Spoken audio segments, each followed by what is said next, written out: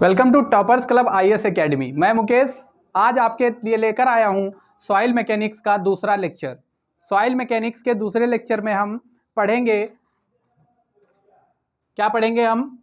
Soil mechanics के दूसरे lecture में हम पढ़ेंगे फिजिकल प्रॉपर्टीज ऑफ सॉइल के बारे में। फिजिकल प्रॉपर्टीज ऑफ सॉइल के बारे में यानी मृदाओं के भौतिक गुण के बारे में। मृदाओं के भौतिक गुण के बारे में मृदाओं के भौतिक गुण के बारे में सबसे पहले हम क्या देखेंगे, इंट्रोडक्शन देखेंगे। तो इंट्रोडक्शन में हमें क्या देखना है कि हमें तो पता है कि हमारी कोई भी सॉइल क्या होती है, वो तीन तरीके से मिलकर बनी होती है, यानी तीन तरीके के पार्टिकल से मिलकर बनी होती है। एक तो सॉलिड पार्टिकल्स होते हैं, दूसरा क्या होता है वाटर होता है, और तीसरा क्या होता है एयर होता है। ठीक है, तीसरा क्या होता है एयर होता है। यानी अगर हम कोई भी सैंपल लें, कोई भी सॉइल सैंपल लें, तो उसमें क्या होगा, उसमें सॉलिड पार्टिकल्स होंगे। क्या होंगे? सॉलिड पार्टिकल्स होंगे। और क्या होगा, और इन सॉलिड पार्टिकल्स के बीच में क्या होगा, वॉइड्स होंगे, छोटे छोटे क्या होंगे, वॉइड्स होंगे, यानी रिक्त स्थान होगा। इन वॉइड्स के अंदर आपकी दो चीजें रह सकती हैं, एक तो आपका रह सकता है वाटर और दूसरा क्या रह सकता है एयर। दूसरा क्या रह सकता है एयर। ठीक, तो क्या होता है कि मृदा के ठोस कण उपस्थित होते हैं जिनके बीच क्या होता है खाली स्थान होता है, जिसे हम क्या कहते हैं वॉइड्स कहते हैं। ठीक, इन वॉइड्स के खाली स्थानों में या तो केवल एयर होती है या केवल वाटर होता है या फिर दोनों रह सकते हैं। ठीक, तो इस तरीके से जो हमारी सॉइल होगी वो तीन तरीके की होती है बेसिकली। कौन कौन से तरीके की हो जाएगी? पहली हो जाएगी हमारी सैचुरेटेड सॉइल। कौन सी? सैचुरेटेड सॉइल, यानी उस तरीके की सॉइल जिसमें आपका क्या हो, सिर्फ सॉलिड और वाटर हो, यानी सॉलिड पार्टिकल्स हों और जो आपके वॉइड्स हैं वो किससे फिल हों, वो सिर्फ वाटर से फिल हों, तो आपकी वह सॉइल आपकी संतृप्त मृदा या फिर सैचुरेटेड सॉइल कहलाएगी। ठीक, दूसरा क्या हो सकता है कि आपका सॉइल क्या हो, पूरी तरीके से सूख गई हो, पूरी तरीके से ड्राई हो। जब पूरी तरीके से ड्राई सॉइल होगी तो वाटर नहीं होगा उसमें। क्या नहीं होगा? वाटर नहीं होगा। वाटर के जगह पे जो वॉइड्स हैं वो किससे भरे होंगे, वो आपके एयर से भरे हुए होंगे। ठीक है, एयर से भरे हुए वॉइड्स अगर होंगे और उसके साथ में आपका सॉलिड होगा, क्या होगा, सॉइल सॉलिड पार्टिकल्स होंगे, तो वह सॉइल आपकी क्या कहलाएगी, शुष्क मृदा या फिर ड्राई सॉइल कहलाएगी। ठीक, तीसरा क्या हो सकता है कि आपकी जो सॉइल है वो पार्शियली सैचुरेटेड हो, यानी कुछ अमाउंट में वाटर हो और कुछ अमाउंट में क्या हो, कुछ अमाउंट में आपका हवा भी हो, उसमें एयर भी हो। तो इस तरीके की सॉइल को आप क्या बोलेंगे, इस तरीके की सॉइल को आप आंशिक संतृप्त मृदा या फिर पार्शियली सैचुरेटेड सॉइल बोलेंगे। ठीक है, तो ये क्या था, ये हमने समझा इंट्रोडक्शन। अब इसी इंट्रोडक्शन में सबसे इंपॉर्टेंट पार्ट आएगा आपका फेज डायग्राम, जिसको हिंदी में बोलते हैं प्रावस्था आरेख। ठीक है, फेज डायग्राम या फिर प्रावस्था आरेख। तो फेज डायग्राम क्या होता है, जो भी हमारी सॉइल है, जो भी हमारा क्या है सॉइल है, उस सॉइल का ग्राफिकल रिप्रेजेंटेशन, क्या ग्राफिकल रिप्रेजेंटेशन, ग्राफिकल रिप्रेजेंटेशन अगर आप प्रदर्शित कर देंगे, दिखा देंगे, तो वह क्या कहलाएगा, वही आपका फेज डायग्राम कहलाएगा। ठीक, तो हमने जो आपको तीन तरीके बताए कि सॉइल किस किस तरीके की हो सकती है, आपकी सैचुरेटेड सॉइल हो सकती है, पार्शियली सैचुरेटेड सॉइल हो सकती है, और कौन सी हो सकती है, ड्राई सॉइल हो सकती है। ठीक, तो उसके अकॉर्डिंग जो आपकी सॉइल के फेज डायग्राम बनेंगे वो कितने तरीके के हो सकते हैं, वो आपके टू टाइप्स के हो सकते हैं। कितने तरीके के? टू टाइप्स के। पहला क्या हो सकता है अपना two phase system, two phase system, और दूसरा क्या हो सकता है three phase system, three phase system. अब टू फेज सिस्टम कब होगा, जब आपकी सॉइल या तो कैसी हो, ड्राई सॉइल हो, या फिर कैसी हो, फुली सैचुरेटेड सॉइल हो, फुली सैचुरेटेड सॉइल हो। ठीक है, और थ्री फेज कब बनेगा, ये आपका क्या हो गया, टू फेज सिस्टम हो गया। और थ्री फेज सिस्टम कब बनेगा, जब थ्री फेज सिस्टम जब बनेगा जब आपकी सॉइल पार्शियली सैचुरेटेड होगी। क्या होगी? पार्शियली सैचुरेटेड होगी, पार्शियली सैचुरेटेड होगी। ठीक, अब अगर इसी को हम रिप्रेजेंट करें ग्राफिकली, इसी को रिप्रेजेंट करें ग्राफिकली, तो क्या होगा, टू फेज सिस्टम, क्या देखेंगे आप, टू फेज सिस्टम। सबसे पहले हम देख लेते हैं टू फेज सिस्टम। तो पहला क्या है, इसमें सॉलिड है और क्या है, एयर है। और दूसरा जो आपका सिस्टम है इसमें क्या है, सॉलिड है और वाटर है। तो ये आपका क्या हो गया, two phase system. Two phase system किसके लिए, फॉर ड्राई सॉइल। किसके लिए, फॉर ड्राई सॉइल, शुष्क मृदा। और ये आपका क्या हो गया, ये आपका टू फेज सिस्टम हो गया for fully saturated soil. Two phase system किसके लिए हो गया, फुली सैचुरेटेड सॉइल के लिए। फुल्ली सैचुरेटेड सॉइल के लिए। ठीक, अब ये तो हो गए आपके टू फेज सिस्टम। अब बात करते हैं हम थ्री फेज सिस्टम की। ठीक है, तो थ्री फेज सिस्टम जो होता है उसमें क्या होता है, उसमें आपका वाटर, एयर और सॉलिड पार्टिकल्स होते हैं। सॉलिड पार्टिकल्स होते हैं। ठीक, तो ये आपका क्या है, ये आपको इसमें दिख नहीं रहा होगा तो यहां पे बना लेते हैं। ये क्या है आपका, ये आपका थ्री फेज सिस्टम है। इसमें क्या है आपका, सॉलिड है और क्या है, सॉलिड है, वाटर है और एयर है। ठीक है, यानी इसमें जो सॉलिड पार्टिकल्स के बीच में जो गैप है, जो रिक्त अनुपात है, जो रिक्तता है, जो वॉइड्स हैं, वो किससे फिल किए गए हैं, वो एयर यानी हवा और वाटर से फिल किए गए हैं। ठीक, तो ये था आपका थ्री फेज सिस्टम। ठीक है, क्या था, थ्री फेज सिस्टम। अब इसी थ्री फेज सिस्टम पे रिलेटेड या इसी पे बेस्ड हमारी कुछ बेसिक डिफिनीशंस होती हैं। तो उन डिफिनीशंस को समझते हैं। सबसे पहले देखते हैं वॉइड रेशियो क्या होता है। तो वॉइड रेशियो को समझने से पहले सबसे पहले आप एक थ्री फेज सिस्टम का डायग्राम बना लेंगे, तभी आप समझ पाएंगे।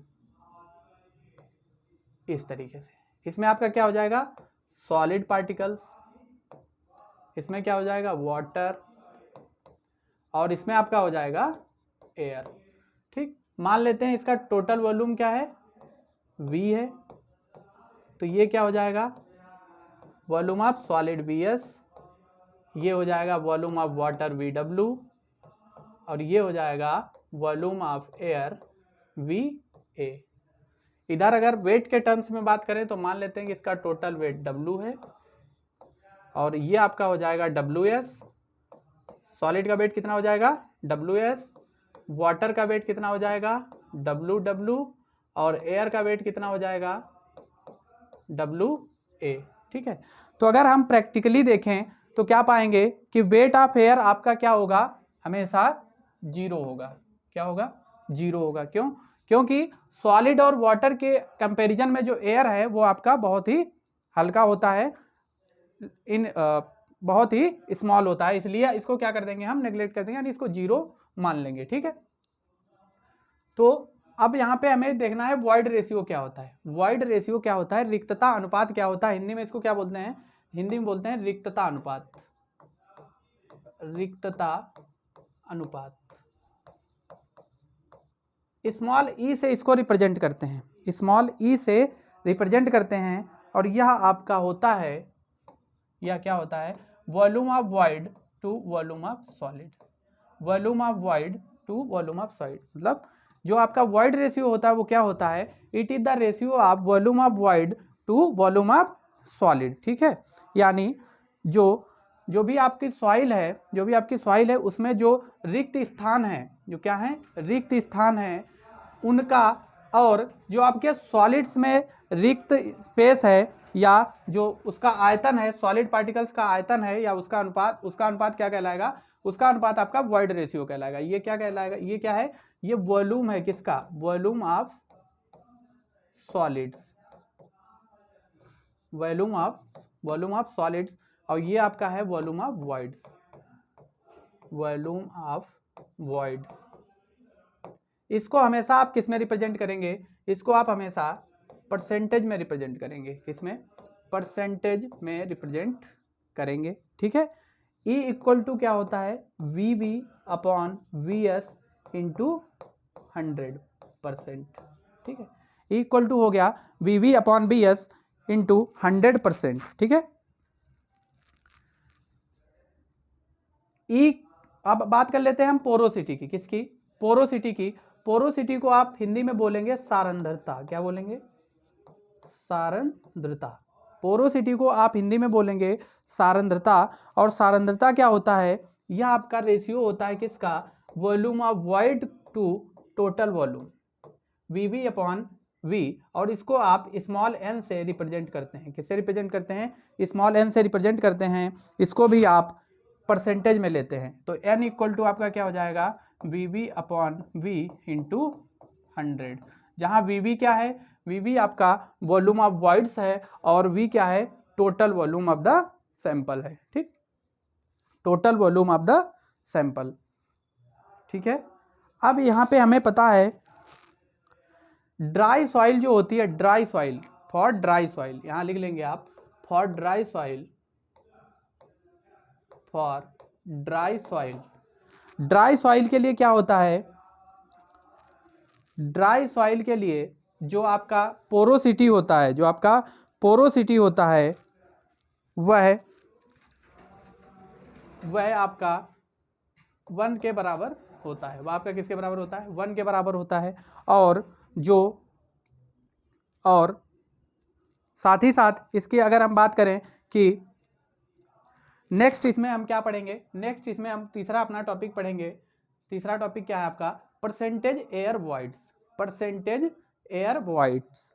परसेंटेज एयर वॉइड्स की अगर बात करें तो इसको हिंदी में आप बोलते हैं प्रतिशत वायु रंध्र, प्रतिशत वायु रंध्र की, उसमें एयर वॉइड्स कितने हैं, प्रतिशत वायु रंध्र, एयर वॉइड्स कितने हैं, इसको आप रिप्रेजेंट करते हैं Na से, किससे, Na से। और ये होता है ratio of volume of air to the total volume.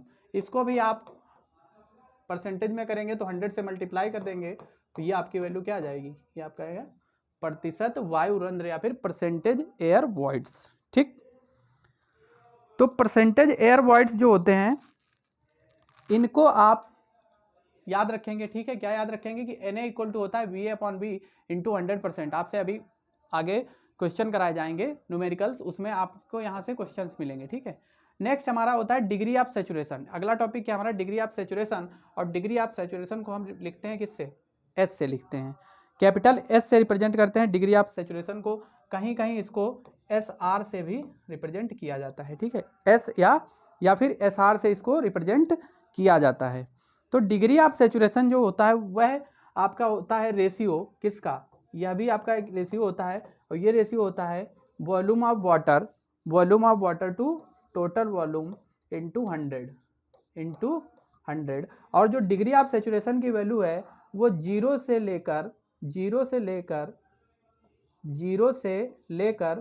कुछ भी हो सकती है, ठीक है, जीरो से लेकर कुछ भी हो सकती है, यानी ये 100 से ज़्यादा भी हो सकती है। डिग्री ऑफ सैचुरेशन की वैल्यू 100% से ज़्यादा भी हो सकती है, ठीक। नेक्स्ट इसी में अगर हम देखें तो जो आपकी ड्राई सॉइल होती है, यहाँ लिख लेंगे dry soil, for dry soil degree of saturation इसके लिए 0 होता है। For dry soil S equal to 0 होता है। और अगर आपकी सैचुरेटेड सॉइल है, क्या है, सैचुरेटेड सॉइल, तो आपका डिग्री ऑफ सैचुरेशन कितना होता है, 1 होता है, ठीक है। तो डिग्री ऑफ सैचुरेशन क्या हो जाएगा, 1 हो जाएगा, ठीक। तो ये हमारा क्या था, कुछ बेसिक डिफिनीशन थी। अभी और भी बेसिक डिफिनीशन में हमें क्या पढ़ना है, हमें पढ़ना है वाटर कंटेंट के बारे में। क्या पढ़ना है, वाटर कंटेंट के बारे में। हिंदी में इसको बोलते हैं जलांश। क्या बोलते हैं, जलांश, यानी जल का अंश, ठीक है, जलांश। तो जलांश क्या होता है, यह भी आपका रेशियो होता है किसके बराबर, जो जलभार होता है, यानी वेट ऑफ द वाटर होता है, क्या होता है, वेट ऑफ द वाटर। और जो सॉलिड का वेट होता है, क्या होता है, सॉलिड का वेट होता है, इसको स्मॉल w से रिप्रेजेंट करते हैं। स्मॉल w इक्वल टू होता है weight of the water to weight of the solid into 100। इसको भी किस में रिप्रेजेंट करते हैं, प्रतिशत में रिप्रेजेंट करते हैं, ठीक है, प्रतिशत में रिप्रेजेंट करते हैं। तो ये आपका क्या हो गया, ये आपका वाटर कंटेंट हो गया, ठीक है। और अगर वाटर कंटेंट को निकालना हो, तो क्या करते हैं, आप सॉइल को 24 घंटे के लिए 110 डिग्री सेल्सियस पे गर्म कर दीजिए, 110 डिग्री सेल्सियस पे गर्म कर दीजिए, ठीक है, 110 डिग्री सेल्सियस पे गर्म कर दीजिए। तो जो भी आपका वाटर निकल के जाए, जो भी वेट निकल के जाए, वही आपका क्या होगा, वही आपका वेट ऑफ वाटर होगा, ठीक है। और इसको अगर परसेंटेज में निकाल लें तो वो आपका water content in the soil कहलाएगा, ठीक है। तो अगर इसमें डिटेल में अभी हम आगे वाले चैप्टर में डिटेल में पढ़ेंगे कि वाटर कंटेंट डिटर्मिनेशन के कौन कौन से मेथड होते हैं। अभी हम चलते हैं अपने अगले टॉपिक पे, नाम है डेंसिटी और unit weight of a soil, ठीक है। डेंसिटी यानी घनत्व। तो डेंसिटी क्या होती है, किसी भी वस्तु के इकाई आयतन में, यूनिट वॉल्यूम में जितना भी वेट आ जाए, एक यूनिट वॉल्यूम में जितना भी वेट आ जाए वही उसका क्या कहलाता है, घनत्व कहलाता है। यानी इसकी यूनिट क्या हो जाएगी, केजी पर मीटर क्यूब। मान लेते हैं 1 मीटर क्यूब क्या था, वॉल्यूम था, और उसमें आपका कितने केजी वेट आ गया, वही उस सॉइल का डेंसिटी कहलाएगा या फिर यूनिट वेट कहलाएगा, ठीक, यूनिट वेट कहलाएगा। अब ये जो यूनिट वेट होते हैं या फिर डेंसिटी होती है, कई तरीके की होती है। पहला होता है आपका बल्क यूनिट वेट या फिर स्थूल घनत्व। बल्क यूनिट वेट या फिर स्थूल घनत्व, इसको आप गामा बी या फिर गामा टी से लिखते हैं, गामा बी या फिर गामा टी से लिखते हैं। और ये होता है total weight of the soil upon weight of the water या फिर total volume of the soil, ठीक है। तो क्या हो गया, W upon V, capital W upon capital V, ये आपका क्या कहलाएगा, ये आपका बल्क यूनिट वेट या फिर गामा टी कहलाएगा। फार्मूले ये सारे याद रखेंगे आप, ठीक, फार्मूले क्या करेंगे, याद रखेंगे। गामा टी इक्वल टू क्या याद रखेंगे, W अपॉन वी, ठीक, W अपॉन वी। नेक्स्ट इसमें दूसरा है आपका ड्राई डेंसिटी। दूसरा क्या है, ड्राई डेंसिटी। और ड्राई डेंसिटी को आप गामा डी से लिखते हैं, और ये होता है dry weight of the soil WS upon V. इसको आप WS अपॉन वी से लिखेंगे। और जो आपका बल्क यूनिट वेट होता है गामा टी, वो क्या होता है W अपॉन वी, ठीक। नेक्स्ट है आपका सैचुरेटेड डेंसिटी। तीसरा क्या है, सैचुरेटेड डेंसिटी, ठीक है। तो सैचुरेटेड डेंसिटी का क्या मतलब, जब आपने उसमें पानी ऐड कर दिया, वाटर और ऐड कर दिया, तो इसको आप लिखते हैं गामा सैचुरेटेड से या फिर गामा सैट से। और ये आपका क्या हो जाएगा, ये आपका पहले क्या था आपका, ये आपका था ड्राई यूनिट वेट, ठीक है, WS अपॉन वी, प्लस में आपने क्या कर दिया, वाटर ऐड कर दिया, तो WW अपॉन वी और ऐड हो गया, ठीक है। तो इसको अगर आप लिखें तो क्या हो जाएगा, ये आपका हो जाएगा WS plus WW upon V, ठीक, WS plus WW upon V हो जाएगा, ठीक है। तीसरा है आपका submerged unit weight. Submerged unit weight क्या किया आपने सॉइल सैंपल लिया और उसको क्या कर दिया, वाटर में पूर्णतया डुबो दिया, ठीक है, उसको क्या किया, पूर्णतया डुबो दिया। तो जो उसके बाहर में पानी के वेट की वजह से कमी आएगी, उसको घटाकर आप जो यूनिट वेट निकालेंगे, वही आपका क्या कहलाएगा, सबमर्ज्ड डेंसिटी कहलाएगी। इसको गामा डैश या फिर गामा सबमर्ज्ड से लिखते हैं, गामा डैश से लिखते हैं। इसमें क्या होता है, ये होता है gamma saturated minus gamma W। यानी जो सैचुरेटेड यूनिट वेट था उसमें से आपने क्या किया, यूनिट वेट ऑफ वाटर को घटा दिया, तो आपका क्या आ जाएगा, तो आपका सबमर्ज्ड यूनिट वेट आ जाएगा, ठीक। अगला टॉपिक इसमें जो हम पढ़ेंगे वो है आपका विशिष्ट घनत्व। क्या है, विशिष्ट घनत्व या फिर स्पेसिफिक ग्रेविटी। विशिष्ट घनत्व या फिर स्पेसिफिक ग्रेविटी। तो जो स्पेसिफिक ग्रेविटी होती है वह आपका क्या होता है, किसी मृदा का विशिष्ट घनत्व, विशिष्ट गुरुत्व, उसके एकांक आयतन का भार तथा जल के 4 डिग्री सेल्सियस पर इकाई आयतन के भार का अनुपात होता है। इसे आप किससे लिखते हैं, G से लिखते हैं। और ये क्या होता है, ये आयतन, इकाई आयतन, कौन सा आयतन, इकाई आयतन, unit volume upon 4 degree Celsius पे जो पानी का आयतन होता है या फिर वॉल्यूम होता है, उसका रेशियो आपका क्या कहलाता है, उसका रेशियो कहलाता है G, स्पेसिफिक ग्रेविटी या फिर विशिष्ट घनत्व, ठीक। जनरली G की जो वैल्यू होती है वो जनरली 2.6 से लेकर 2.7 तक होती है। G की वैल्यू कितनी होती है, 2.6 से लेकर 2.7 तक होती है, ठीक है। नेक्स्ट आपका इसी में आता है एक डेंसिटी इंडेक्स या घनत्व सूचकांक, और इसको आप लिखते हैं ID से। किससे लिखते हैं, ID से।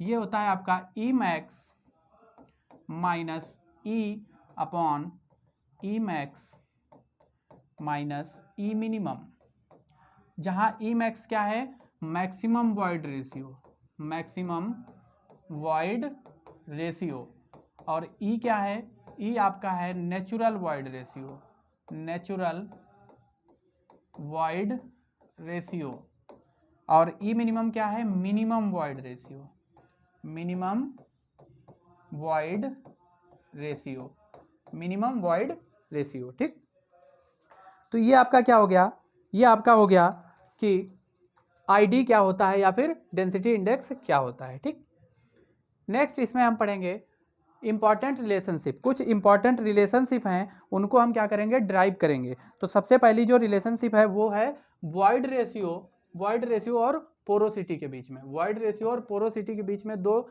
इंपॉर्टेंट रिलेशनशिप हैं, उनको हम क्या करेंगे, अभी डिस्कस करेंगे। तो पहली रिलेशनशिप जो है वो है n equal to e upon 1 plus e, e equal to sorry n equal to e upon 1 plus e, n equal to e upon 1 plus e.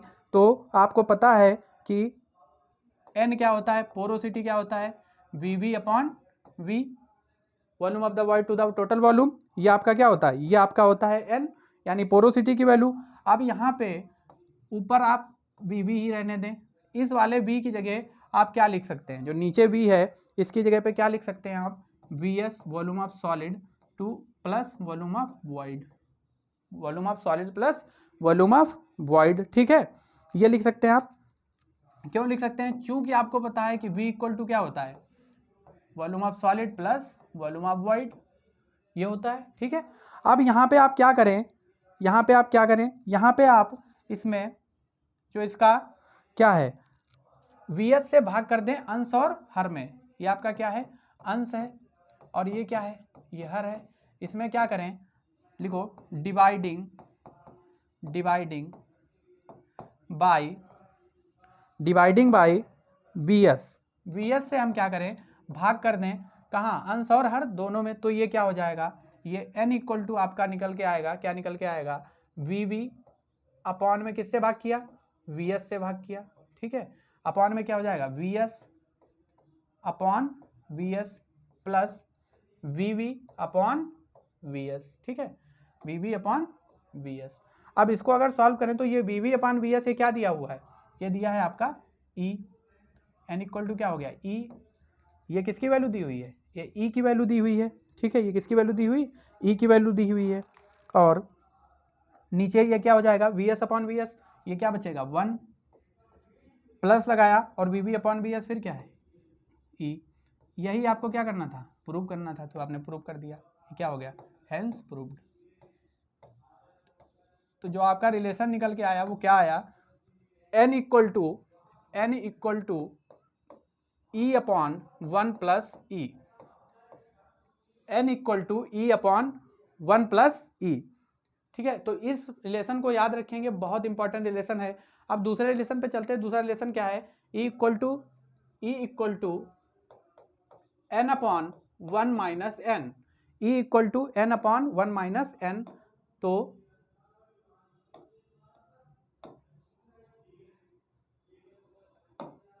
n equal to n upon 1 minus N, इस relation को हम क्या करेंगे, discuss करेंगे। तो इसको discuss करने के लिए सबसे पहले क्या करेंगे, हम इसको लिख लेते हैं, क्या लिख लें कि ई इक्वल टू आपका क्या है, n upon 1 minus N, equal to क्या है, इक्वल टू है n अपॉन 1 माइनस एन। तो यहाँ पे हमें पता है कि ई इक्वल टू क्या होता है, ई इक्वल टू क्या होता है, ई इक्वल टू आपका होता है volume of void to the volume of solid, volume of void to the volume of solid. ठीक है, अब यहाँ पे अगर आप देखें कि ऊपर जो वॉल्यूम ऑफ वॉइड है उसको क्या रहने दें, वॉल्यूम ऑफ वॉइड ही रहने दें, और जो नीचे vs है इसको आप क्या लिख दें, v माइनस वी लिख सकते हैं। कैसे लिख सकते हैं, देखिए v इक्वल टू होता है vs प्लस वी। अब यहाँ से क्या लिखा था, vs लिखा था, तो vs है, अगर vs इक्वल टू आप निकालना चाहें तो यहाँ से क्या हो जाएगा, vs को vs रहने दें और इसको इधर भेज दें, तो क्या हो जाएगा, v माइनस वी, यही लिखा हुआ है। ठीक है, समझ में आया। अब आगे अगर हम इसमें क्या करें, अंश व हर दोनों में क्या कर दें, भाग कर दें किससे, कैपिटल V से, क्या कर दें, डिवाइड कर दें, डिवाइडिंग बाई V। अंश और हर दोनों में अगर V से डिवाइड कर दें तो ये क्या हो जाएगा, ये आपका निकल के आएगा E equal to VV upon V, upon में V upon VV, V upon V क्या आएगा, V अपॉन V, ठीक है, प्लस सॉरी माइनस क्या आएगा, माइनस VV अपॉन V, ये आ जाएगा, ठीक है। अब अगर ये आ गया तो आप इसको क्या लिख सकते हैं, इसको आप क्या लिख सकते हैं, जब आपको पता है कि क्या पता है कि VV अपॉन V क्या होता है, VV अपॉन V क्या होता है, तो ये आपका होता है VV अपॉन V, तो इसको आप क्या लिख सकते हैं, V माइनस VV लिख सकते हैं, V माइनस VV। और यहाँ आपको पता है कि VV अपॉन V जो होता है वो क्या होता है, N होता है, VV अपॉन V क्या होता है, N होता है, N होता है ना, N इक्वल टू क्या होता है, VV अपॉन V, ये होता है N की वैल्यू। तो ये ऊपर वाला क्या हो गया, N हो गया, और ये नीचे क्या हो गया, 1 माइनस ये भी क्या हो गया, N। तो आपका क्या निकालना था, E इक्वल टू क्या निकालना था, E इक्वल टू निकालना था N अपॉन 1 माइनस N, और यहाँ से आ गया E equal to N upon 1 minus N, E equal to क्या आ गया, E इक्वल टू आ गया N अपॉन 1 माइनस N, और यही आपको क्या करना था, प्रूव करना था, तो ये क्या हो गया, प्रूव्ड हो गया, ठीक। तो ये दोनों रिलेशन आप हमेशा याद रखेंगे। कौन कौन से रिलेशन, पहला आपका रिलेशन है N equal to E upon 1 plus E, और दूसरा आपका रिलेशन है E equal to N upon 1 minus N। तो ये दोनों रिलेशन किसके बीच में है, ये आपके वॉइड रेशियो और पोरोसिटी के बीच में है, जहाँ वॉइड रेशियो क्या है, E है, E क्या है यहाँ, वॉइड रेशियो है, और जो N है वह क्या है, वह आपका पोरोसिटी है, क्या है, पोरोसिटी है। पोरोसिटी को हिंदी में क्या बोलते हैं, सारंध्रता बोलते हैं, और वॉइड रेशियो को क्या बोलते हैं, रिक्तता अनुपात बोलते हैं। जो आपके हिंदी मीडियम के स्टूडेंट्स हैं उनके लिए रिक्तता अनुपात बोलते हैं, ठीक है।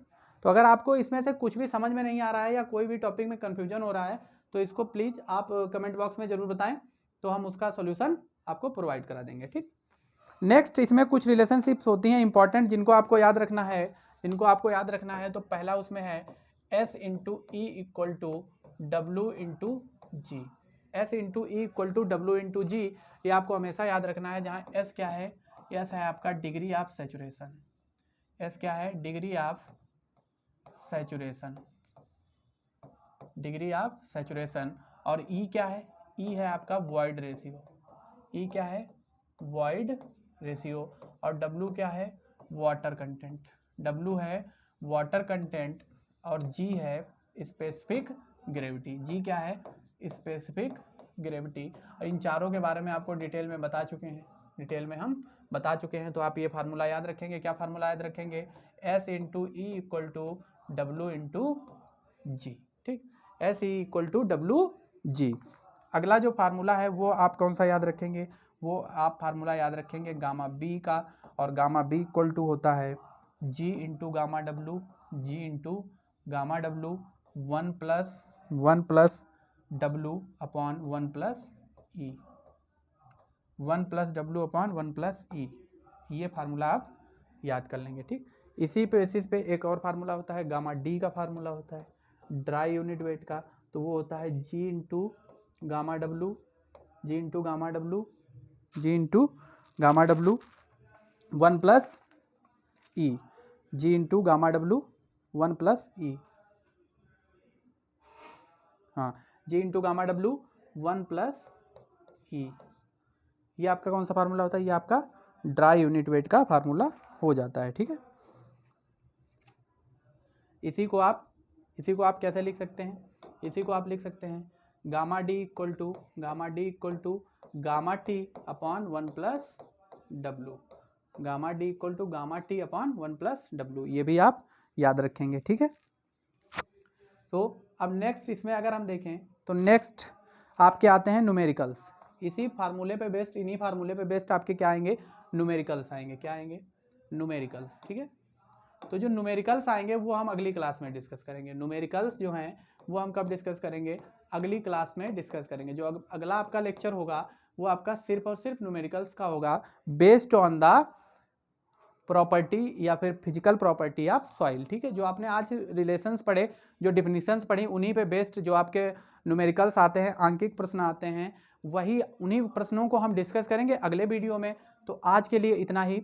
अगर आपने अभी तक चैनल को सब्सक्राइब नहीं किया तो सब्सक्राइब कर लीजिए, वीडियो को शेयर कर दीजिए और बेल आइकन को प्रेस कर लीजिए, ताकि आपको जैसे ही वीडियो अपलोड हो आपको नोटिफिकेशन मिलती रहे। और हमारा जो ऐप है टॉपर्स क्लब IAS एकेडमी, उसको भी इंस्टॉल कर लीजिए। Thank you.